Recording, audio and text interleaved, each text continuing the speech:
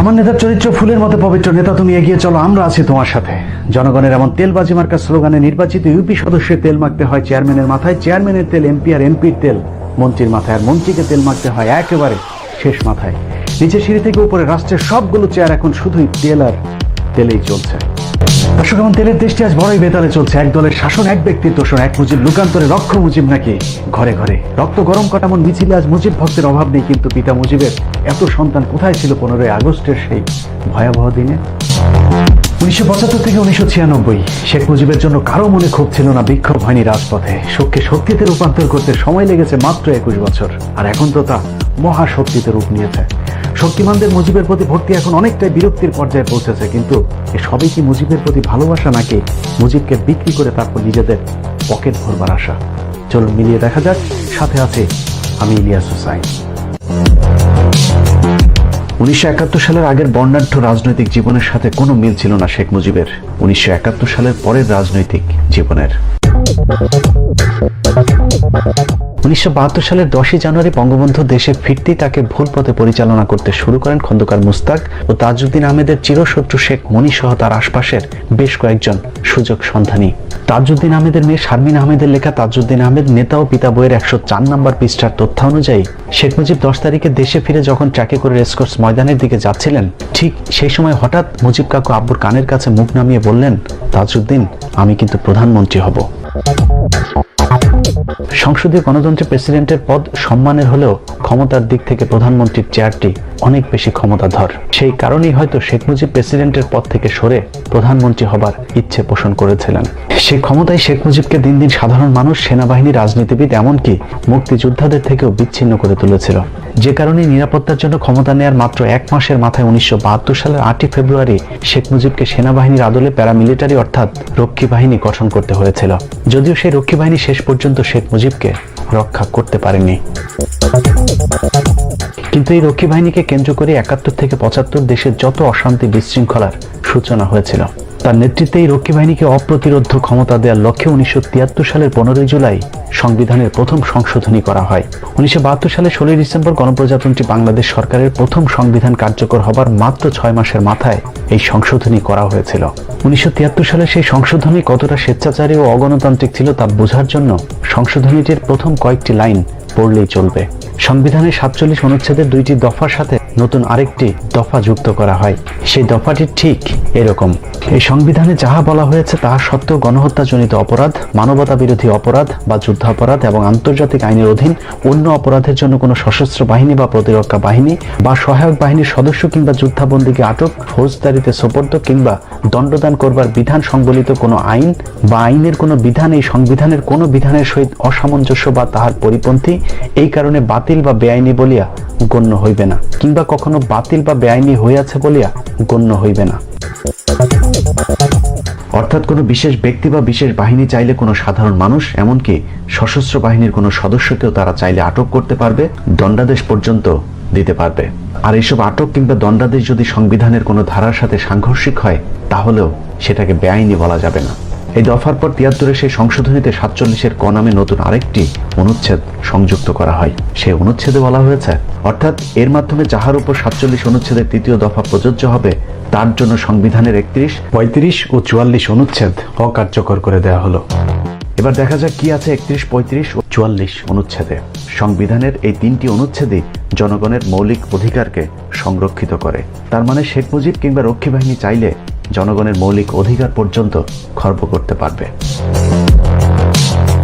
সংশোধনের পরের লাইনগুলো আরো ভয়ঙ্কর, অর্থাৎ যাহার উপর ওই দফা প্রযোজ্য হবে তাহার বিরুদ্ধে সুপ্রিম কোর্টেও কোনো বিচার চাওয়া যাবে না। এই সব কিছুই করা হয়েছিল শুধুমাত্র রক্ষী বাহিনীকে বিশেষ ক্ষমতা দেওয়ার লক্ষ্যে। দেশব্যাপী আওয়ামী লীগের দুঃশাসন ও রক্ষী বাহিনীর সন্ত্রাসী কর্মকাণ্ড ঠেকাতে এরই মধ্যে গণতন্ত্রগামী মুক্তিযোদ্ধাদের আরেকটি অংশ 1972 সালের 31 অক্টোবর জাসদ নামে নতুন রাজনৈতিক দল গঠন করে, যে দলটিকে শেখ মুজিব বিরোধী দল না ভেবে শুরু থেকেই নিজের শত্রু হিসাবে বিবেচনা করতে থাকে। সেই সময়ের ব্যাপক জনপ্রিয় দলটিতে দলে দলে মানুষ যোগ দিতে থাকলে 1973 সালের নির্বাচন শেখ মুজিবকে আতঙ্কিত করে তোলে। 1973 সালে 7 মার্চে সেই নির্বাচনই জাতির সামনে আওয়ামী লীগের নগ্ন চেহারা উন্মোচিত করে। সেই নির্বাচনই সম্ভবত বাংলাদেশের ইতিহাসে সবচাইতে জঘন্যতম প্রহসনের নির্বাচন হয়ে থাকবে। 2018 আর 1973 সালে নির্বাচনের মধ্যে ভোট ডাকাতি, বিরোধী দলীয় প্রার্থীদের গণসংযোগ করতে না দেয়া, প্রতিদ্বন্দ্বী প্রার্থীকে গুম করা সহ বেশ কিছু নাটকীয় মিল পাওয়া যায়। 2018 নির্বাচনের মতো 1973 সালে নির্বাচনে মুজিব সরকার মন্ত্রিসভা বহাল রেখে নির্বাচন করতে চাইলে জাসদ অন্তর্বর্তীকালীন সরকারের দাবি করেন। যথারীতি শেখ মুজিব তা না মেনে দলীয় সরকারের অধীনে নির্বাচন করেন, ঠিক যেমনটা হাসিনা 2014 ও 2018 সালে করেছিল। 2018 সালের মতো হেভিওয়েট প্রার্থীদেরকে সেই নির্বাচনে নানাভাবে দমিয়ে রাখার চেষ্টা করা হয়। ভোলাতে শেখ মুজিবের প্রতিপক্ষ প্রার্থী হিসাবে জাসদের ডাক্তার আজহারকে দাঁড় করানো হলে মনোনয়নপত্র জমা দেওয়ার দিন তোফায়েলের নেতৃত্বে রক্ষী বাহিনীর একটি সন্ত্রাসী দল ডাক্তার আজহারকে অপহরণ করেন। নির্বাচনের পরদিন তাকে খুঁজে পাওয়া যায়।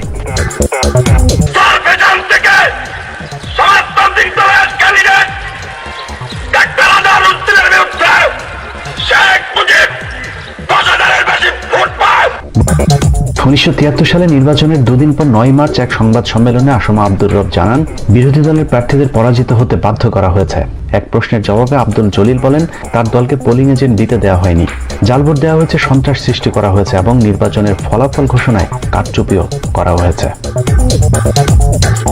ন্যাপের সভাপতি অধ্যাপক মুজাফফর এবং সাধারণ সম্পাদক পঙ্কজ ভট্টাচার্য একটি যুক্ত বিবৃতি দেন। সেখানে তারা বলেন, কমপক্ষে 70টি নির্বাচনী আসনে যেখানে ন্যাপ ও অন্যান্য বিরোধী রাজনৈতিক দলের প্রার্থীদের সুনিশ্চিত বিজয়ের সম্ভাবনা ছিল, সেই আসনসমূহে শাসক দল রাষ্ট্রীয় ক্ষমতার অপব্যবহার, অস্ত্রের ঝনঝনানি, ভয়ভীতি, সন্ত্রাস প্রয়োগ, গুন্ডা বাহিনী ব্যবহার, ভুয়া ভোট, পোলিং বুথ দখল, পোলিং এজেন্ট অপহরণ, বিদেশি সাহায্য সংস্থা, জাতিসংঘ সরকারি গাড়ি এবং রেডক্রসের গাড়ির অপব্যবহার প্রভৃতি চরম অগণতান্ত্রিক কার্যকলাপের মাধ্যমে উক্ত নির্বাচনী কেন্দ্রসমূহে নির্বাচনকে প্রহসনে পরিণত করেছে। শেখ মুজিবের সিনিয়র রাজনৈতিক সহকর্মী প্রবীণ রাজনীতিবিদ আবুল মনসুর আহমেদ লিখেছেন, রেডিও টেলিভিশনে অপোজিশন নেতাদের বক্তৃতা দূরের কথা, যানবাহনের অভাবে তারা ঠিকমতো প্রচার চালাইতেও পারিলেন না। পক্ষান্তরে প্রধানমন্ত্রী শেখ মুজিব হেলিকপ্টারে দেশময় ঘূর্ণিঝড় ট্যুর করিতে লাগিলেন। নির্বাচনে আওয়ামী লীগ জোর করে 292 আসন নিয়ে সংখ্যাগরিষ্ঠতা পেলেও শেখ মুজিব বুঝতে পেরেছিলেন তার জনপ্রিয়তা তলানিতে ঠেকেছে। যে কারণে 1973 নির্বাচনের পর জাসদকে আর মাঠে দাঁড়াতেই দেওয়া হয়নি। অনেক মুক্তিযোদ্ধার মতে কয়েক হাজার জাসদের নেতাকর্মীকে গুম খুন করেছিল সেই সময়ের তৎকালীন আওয়ামী লীগ সরকার। মুজিব ক্ষমতায় টিকে থাকার জন্য হাজার হাজার রাজনৈতিক কর্মীকে হত্যা করে, জাসদের 10,000 কর্মীকে জেলে রাখে, মোশাররফ হোসেনকে হত্যা করে, সিরাজ শিকদারকে হত্যা করে। ভোট চুরি নির্বাচনে জয়লাভের পর আওয়ামী লীগের এমপি মন্ত্রীরা কম্বল, চাউল, রিলিফ চুরির মহা উৎসবে মেতে ওঠেন। বিদেশ থেকে ভিক্ষা করে আমাকে আনতে হয়, আর এই চোরের দল আমার দুঃখী মানুষের সর্বনাশ করে বা লুটতরাজ করে খায়। স্বভাবসুলভ ভঙ্গিতে শেখ মুজিবের এরকম অনেক জ্বালাময়ী বক্তব্যের সাথে তার নীতির ভিন্নতা ছিল, যার প্রমাণ তাজউদ্দিনের মেয়ের লেখা বইতে। তাজউদ্দিন কন্যা শারমিন আহমেদ লিখেছেন, যে স্বপ্ন নিয়ে আব্বু মুক্তিযুদ্ধ পরিচালনা করেছেন সেই স্বপ্ন যেন ভস্য হতে শুরু হয়েছে। দলের ভেতরেই শুরু হয়েছে দুর্নীতি এবং সেগুলো প্রশ্রয় পাচ্ছে ব্যাপকভাবে। সরকার সেনাবাহিনীকে মোতায়েন করলো দুর্নীতি উচ্ছেদের জন্য। আওয়ামী লীগের এক এমপির বাসা থেকে রিলিফের জিনিসপত্র সেনাবাহিনী উদ্ধারও করলো। ওই এমপি এবং তার মতো দুর্নীতিবাজ অনেকেরই কোনো বিচার হয়নি। আব্বু ঘটনা জেনে হেয়ার রোডের বাড়ি থেকে মুজিব কাকুকে ফোন করে বললেন, সেনাবাহিনী যখন দেশের সম্মানিত আইন প্রণয়নকারীর বাসা থেকে রিলিফ চুরির মাল উদ্ধার করে এবং সেই ব্যক্তি অনায়াসে পার পেয়ে যায়, তখন সরকারের সম্মান কোথায় থাকে? এর ফলে সরকারের উপর জনগণের আস্থা তো আর থাকে না। তারপর তিনি বললেন যে সেনাপ্রধান মেজর জেনারেল শফিউল্লাহ নির্দেশে সেনাবাহিনী হাতে নাতে ধরেছে এইসব দুর্নীতিপরায়ণদের। তারা যখন ছাড়া পেল তার অর্থ কি? তারা নির্দোষ? যদি তাই হয়ে থাকে তাহলে সম্মানিত এমপিকে হেয় করার জন্য সেনাপ্রধানের বিরুদ্ধে পদক্ষেপ নেওয়া উচিত, কারণ একই সঙ্গে দুজন তো আর নির্দোষ হতে পারে না, নিশ্চয়ই একজন দোষী। বাস্তব যখন প্রমাণ করছে যে এমপি দোষী, তখন তার এবং তার মতো সকলের দৃষ্টান্তমূলক বিচার করতে হবে, নতুবা আইনের শাসন বলতে দেশে কিছুই থাকিবে না। মুজিব কাকু বললেন তিনি ব্যাপারটা সুরাহা করবেন, কিন্তু পরে কিছুই হলো না। আব্বু দুঃখ ভরে মন্তব্য করলেন, মুজিব ভাই শেষ পর্যন্ত আর্মিকেও খেপিয়ে দিলেন। বিখ্যাত লেখক হুমায়ুন আহমেদের দেয়াল উপন্যাসেও সেনাবাহিনীকে খেপিয়ে তোলার একটি ঘটনা বর্ণনা করা আছে। সে উপন্যাসে 86 নম্বর পৃষ্ঠাতে উল্লেখ করা হয়েছে, এক নবদম্পতি গাড়িতে করে যাচ্ছিল। দুর্ধর্ষ সন্ত্রাসী মুজাম্মেল দলবল সহ গাড়ি আটক করে। গাড়ির ড্রাইভারও নববিবাহিত তরুণীর স্বামীকে হত্যা করে মেয়েটিকে সবাই মিলে ধর্ষণ করে। মেয়েটির রক্তাক্ত ডেড বডি 3 দিন পর টঙ্গী ব্রিজের নিচে পাওয়া যায়। মেজর নাসেরের হাতে মোজাম্মেল ধরা পড়ার পর মোজাম্মেল বলল, ঝামেলা না করে আমাকে ছেড়ে দিন, আমি আপনাকে 3 লাখ টাকা দেব। বিষয়টা সরকারি পর্যায়ে নেবেন না, স্বয়ং বঙ্গবন্ধুর নির্দেশে আমি ছাড়া পেয়ে যাব, আর আপনি পড়বেন বিপদে। কিন্তু তুচ্ছ বিষয়ে বঙ্গবন্ধুকে জড়াতে চাই না। মেজর নাসের ধর্ষক মোজাম্মেলকে জিজ্ঞেস করলেন, এটা তুচ্ছ বিষয়?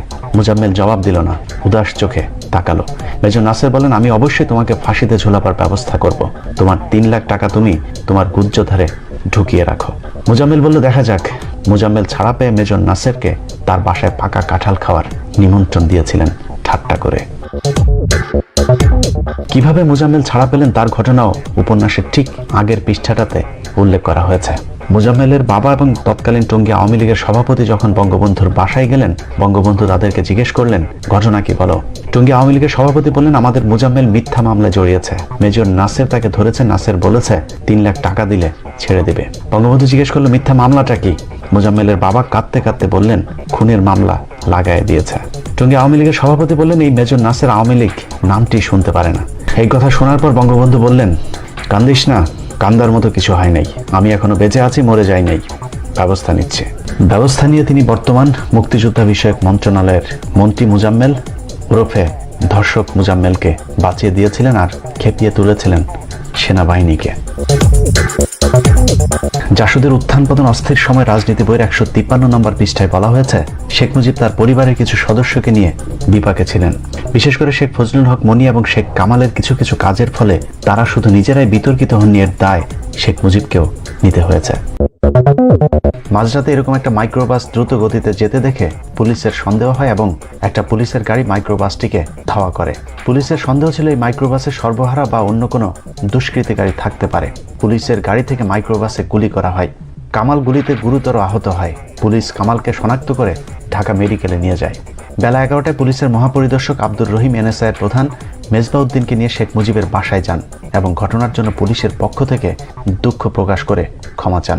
শেখ মুজিব রহিমকে বলেন, এতে দুঃখ প্রকাশ করার কি আছে? সে যদি মারাও যেত তাহলেও আমার দুঃখ হতো না। কে তাকে মাঝরাতে দুষ্কৃতী ধরতে যেতে বলেছে? আমি তো তাকে হাসপাতালে দেখতেও যাইনি।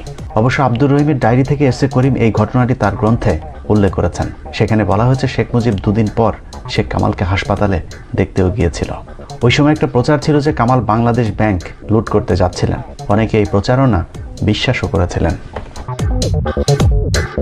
তাজউদ্দিন আহমেদের মেয়ে শারমিন আহমেদ তার বইতে লিখেছেন, যেদিন তার বাবাকে শেখ মুজিব জোর করে মন্ত্রিসভা থেকে পদত্যাগ করতে বাধ্য করেন, সেদিন গোয়েন্দারা নজরদারি করছিল। আব্বু দুঃখ করে বলতেন, পাকিস্তান আমলেও যেমন গোয়েন্দা লেগে থাকতো, স্বাধীন দেশেও একই অবস্থা। আব্বু নীতি থেকে সরে যাননি, মুজিব কাকু সরে গিয়েছিলেন। পদত্যাগেই শেষ হয়নি, সচিবকে নির্দেশ দিয়েছিলেন তাজের সাথে কারা কারা কি কথা বলে সেসব খোঁজ রাখতে। শারমিন আহমেদ তার বইতে আরও লিখেছেন, তার পিতাকে চিকিৎসার জন্য শেখ মুজিব দেশের বাইরেও যেতে দেয়নি। এছাড়া তেলবাজদের দ্বারা শেখ মুজিব এতটাই তৈলাক্ত ছিলেন যে মুক্তিযুদ্ধের সর্বাধিনায়ক জেনারেল ওসমানী, বেগম নূরজাহান মোর্শেদ, ব্যারিস্টার আমিরুল, শামসুল হক, শেখ আব্দুল আজিজদের মতো সৎ নেতাদের মন্ত্রিসভা থেকে বহিষ্কার করেন। এখানেই শেষ নয়, মুজিব সরকারের এসব বাড়াবাড়ি সমালোচনা করায় শেখ মুজিবের একসময় রাজনৈতিক গুরু মাওলানা আব্দুল হামিদ খান ভাসানীকে পর্যন্ত গৃহবন্দী করা হয়েছিল। এভাবে সময় যতই 75-এর 15 আগস্টের দিকে যাচ্ছিল, ততই অপ্রতিরোধ্য হয়ে উঠছিলেন শেখ মুজিব ও তার অনুসারীরা। সেই সাথে অস্থিতিশীল হয়ে উঠছিল দেশের রাজনৈতিক পরিবেশ। 74-এর 4 ফেব্রুয়ারি ও 25 ফেব্রুয়ারি পরপর 2টি হামলা করা হয় বিখ্যাত মুক্তিযোদ্ধা মেজর জলিলের উপর। 74-এর 3রা এপ্রিল ঢাকা বিশ্ববিদ্যালয়ের মহাসিন হলে টেলিভিশন কক্ষের সামনের করিডোরে 7 জনকে হাত পা বেঁধে ক্রাশ ফায়ার করে হত্যা করে মুজিববাদী ছাত্রলীগ নেতা শফিউল আলম প্রধান। দুঃশাসনের বিরুদ্ধে দেশের বিভিন্ন নাগরিকেরা এক হয়ে বাইতুল মোকাররমের সামনে শেখ মুজিবকে 99টি বিশেষ গালি দেন।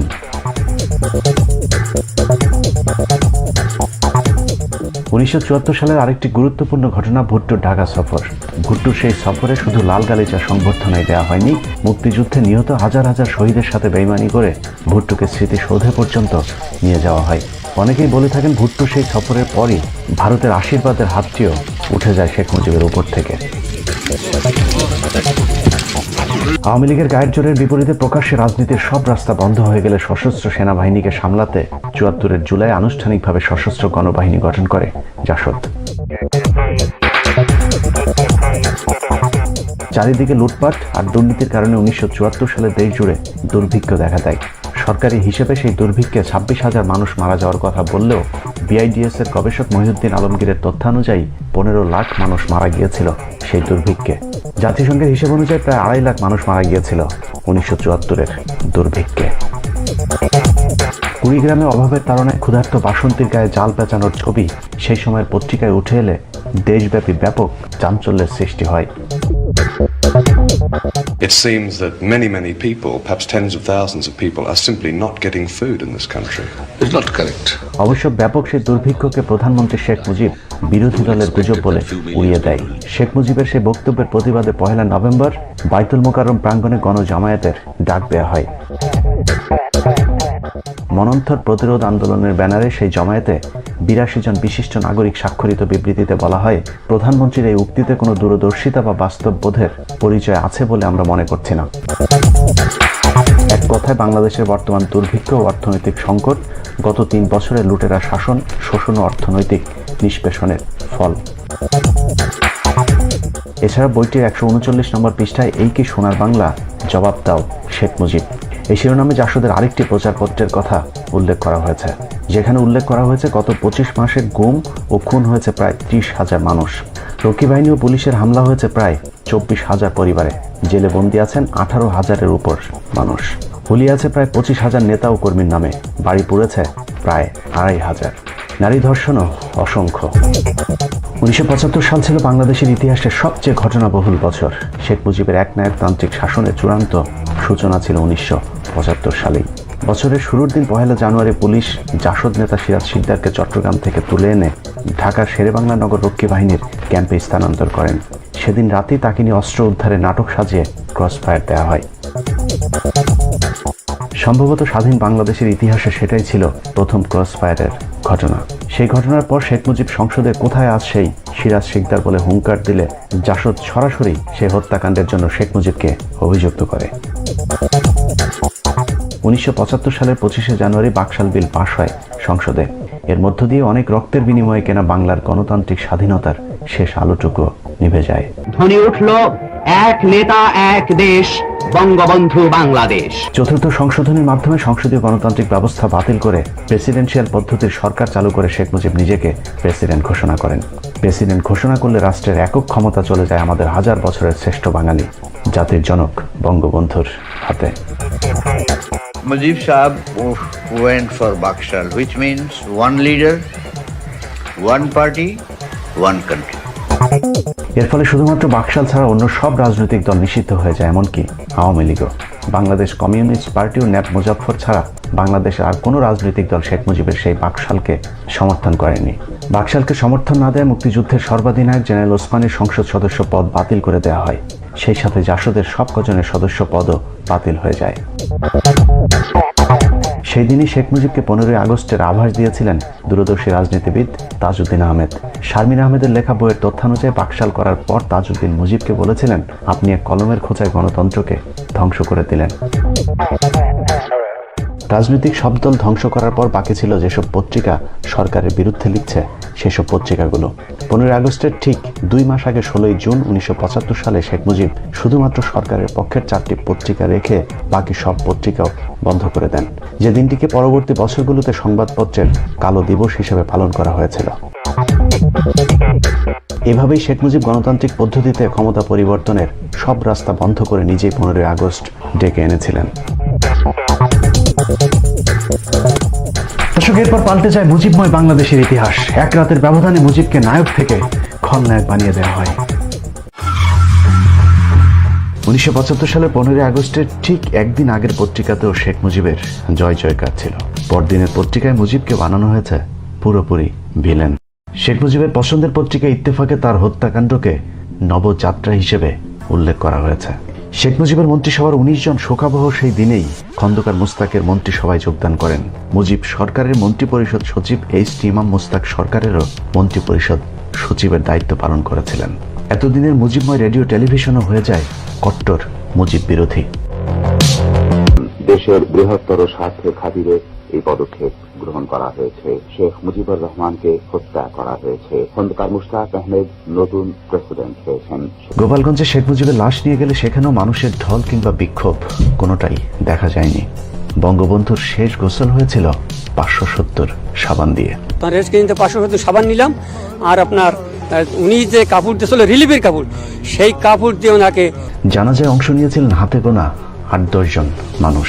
সারা দেশেও ছোটখাটো বিচ্ছিন্ন ঘটনা ছাড়া তেমন কিছুই ঘটেনি। বিদেশি সংবাদ মাধ্যমগুলো বলেছিল ঢাকা শহরের অবস্থা দেখে মনে হচ্ছে জনজীবন একেবারেই স্বাভাবিক। Men and children. And this is how Dhaka looks today. The same tanks on the streets, soldiers still on guard, and yet it is almost as if nothing had happened. জনজীবন স্বাভাবিক হলেও অস্বাভাবিক ছিল শেখ মুজিবের সবচেয়ে কাছের মানুষদের আচরণ। শেখ মুজিবের নিজের হাতে গড়া বাকশালের চেয়ারম্যানের পদটি যাকে দিয়েছিলেন সেই মহিউদ্দিন মুস্তাক সরকারের বিশেষ দূত হয়ে সারা বিশ্বে তার সরকারের সমর্থন আদায়ের দায়িত্ব পালন করেছিলেন। 1949 সালে আওয়ামী লীগ গঠনের দিনের প্রতিষ্ঠাকালীন সভার সভাপতি আতাউর রহমান খান শেখ মুজিবের মৃত্যুকে নাজাত দিবস হিসেবে ঘোষণা করেছিলেন। শেখ মুজিবের সংসদের স্পিকার তখন লন্ডন সফরে ছিলেন। তীব্র বিমানবন্দরে সংক্ষিপ্ত বক্তব্যে স্পিকার আব্দুল মালেক উকিল বলেন, দেশ ফেরাউনের কবল থেকে মুক্তি পেল। দর্শক, আজকের পরিস্থিতি পুরো উল্টো। বঙ্গবন্ধুর নামে সেতু ভবন থেকে শুরু করে বঙ্গবন্ধু পাবলিক টয়লেট পর্যন্ত নির্মিত হয়েছে। নিজের পিতাকে রেখে অন্যের পিতাকে নিয়ে যেভাবে জাতাজাতি শুরু হয়েছে, সেই ফাঁকে অতিভক্তি যে চোরের লক্ষণ সেটাও ভুলে গেলে চলবে না। এরকম আগলা পীড়িতের মুজিব পাগলের সংখ্যা নেহায়েতই কম নয়। নিজের বাবা মা ভাই বোন আত্মীয় স্বজনের খবর নেই, অথচ শেখ মুজিব, শেখ হাসিনা ও যুবলীগের প্রতিষ্ঠাতা শেখ মনির নামে গরু কুরবানি দিয়েছেন যুবলীগের এক কেন্দ্রীয় নেতা। এই মাতলামোনাকে তিনি গত 1 যুগ ধরে করছেন। 111-এ শেখ হাসিনার নামে মানত করা গরু গত 11 বছর ধরে কোরবানি দিচ্ছেন আরেক মাতাল। কোরআন হাদিসের আলোকে কেউ আবার শেখ মুজিবকে বানিয়েছেন মুসলমানদের খলিফা। কেউ আবদার করেছেন, ও আল্লাহ, তুমি নবী রাসূল কেন পাঠাইলা আমাদের জাতির পিতা থাকিতে। বুকের মধ্যে সেফটি পিন ঢুকিয়ে কালো ব্যাজ লাগিয়ে কেউ আবার শোক জানিয়েছেন শেখ মুজিবের জন্য। মসজিদের ভেতরে কোনো প্রাণীর ছবি টানানো হারাম, অথচ শেখ মুজিবের ছবি টানিয়ে শোক দিবসের দোয়ার আয়োজন করেছিলেন মুজিব পাগলেরা। পর্যটন প্রতিমন্ত্রী বলেছেন, বাঙালির তীর্থস্থান টুঙ্গিপাড়া। সামনে হয়তো আমাদের মক্কা মদিনার পরিবর্তে টুঙ্গিপাড়াতে হজ করতেও যেতে হতে পারে। প্রত্যেক সূত্রে শেখ হাসিনাকেও এখন ওলি আউলিয়ার কাতারে ফেলার চেষ্টা করছে কেউ কেউ। আমি হৃদয়ের গভীরতম প্রদেশ থেকে তাই শেখ হাসিনা নাম উচ্চারণের পূর্বে তার প্রতি সম্মান সূচক একটি শব্দ উচ্চারণ করতে চাই, সেটি হচ্ছে হযরত শেখ হাসিনা। জমির দখল টিকিয়ে রাখতেও এখন শেখ মুজিবের নাম ভাঙানো হয়। এই জমির মালিক বঙ্গবন্ধুর ভাগ্নে শেখ শহীদুল ইসলামের শ্যালক ফয়েজ উন নবী সাজ্জাদের। আল্লাহর ওলি শেখ মুজিবকে স্বপ্নে দেখেছেন এক সময়ের বিএনপি নেত্রী ফাইটটা যাই খ্যাত মমতাজ আপা। আমি স্বপ্নে দেখেছি সেই বন্ধুকে টুঙ্গিপাড়ার কবর থেকে বলছে ডেকে। শেখ মুজিবের পরিবার হত্যাকাণ্ডের পূর্ব থেকে যারা শেখ মুজিবের কট্টর বিরোধী, সেই ইনুরাই এখন 15ই আগস্টে সবচেয়ে বেশি মুজিব প্রেমী হিসেবে নিজেদেরকে জাহের করেন। Sheikh Mujibur Rahman could not deal with the political movement in a democratic way. He felt jittery about the whole situation. He was virtually controlling the public. সব মিলিয়ে শেখ মুজিবের নাম ভাঙিয়ে তেলবাজেরা তাদের স্বার্থ উদ্ধার করে যাচ্ছে। রাজনীতি এখন আওয়ামী লীগের ব্যবসা, লাভজনক সেই ব্যবসার মূলধন শেখ মুজিবুর রহমান। প্রিয় দর্শক, এসব ইতিহাস জানার পর আপনার মনে নিশ্চয়ই প্রশ্ন আসতে পারে, শেখ মুজিব তাহলে ভালো মানুষ ছিল নাকি খারাপ মানুষ ছিল? সেই প্রশ্নের খুব সহজ উত্তর, শেখ মুজিব একজন মানুষ ছিল। দোষগুণ মিলিয়েই মানুষ। যারা আজকে শেখ মুজিবকে নবী রাসূলের পর্যায়ে নিয়ে যেতে চান, তাদের মতো তেলবাজেরাই শেখ মুজিবকে হত্যা করেছিল। আর শেখ হাসিনার আশপাশে থাকা যেসব তেলবাজেরা আজকে হযরত উপাধি দিচ্ছেন, তাদের ব্যাপারে শুধু এতটুকুই বলবো, 15ই আগস্টের মাত্র একদিন আগে খন্দকার মুস্তাক বাড়ি থেকে হাঁসের মাংস রান্না করে এনে তারপর বঙ্গবন্ধুকে খাইয়েছিলেন।